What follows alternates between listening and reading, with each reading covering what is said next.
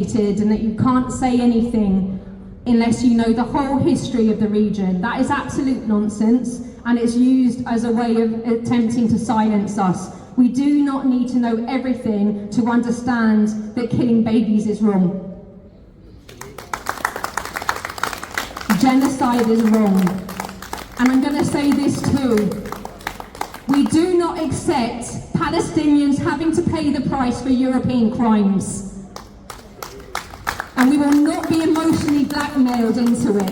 If there is any lesson from the Holocaust, is that we do not allow any people to be exterminated. No people, no group, no nothing. This is the lesson of the Holocaust. And there is no point us waiting until we watch a movie with an emotive soundtrack to find our humanity. That isn't what makes us a good person. Watching a film and feeling sad because people got killed is not what makes us a good person. What makes us a good person is stepping up and doing everything we can as it happens. That is what makes us a good person.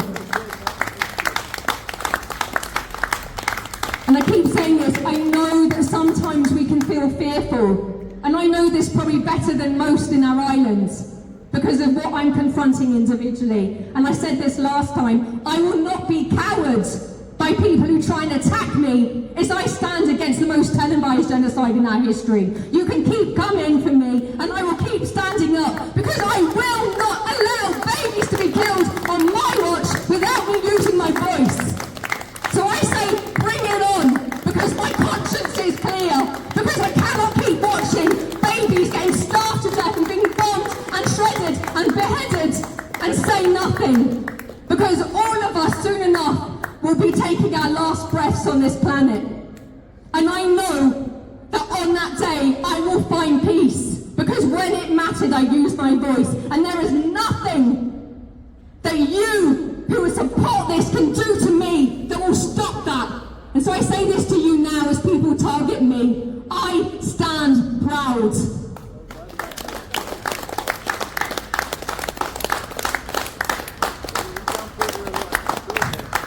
And as I say that, I go back to, a lot of us feel fearful. But courage is not the absence of fear. Courage is meeting fear with strength, with moral fortitude. Bravery and courage is the overcoming of fear and doing what is right because it is right.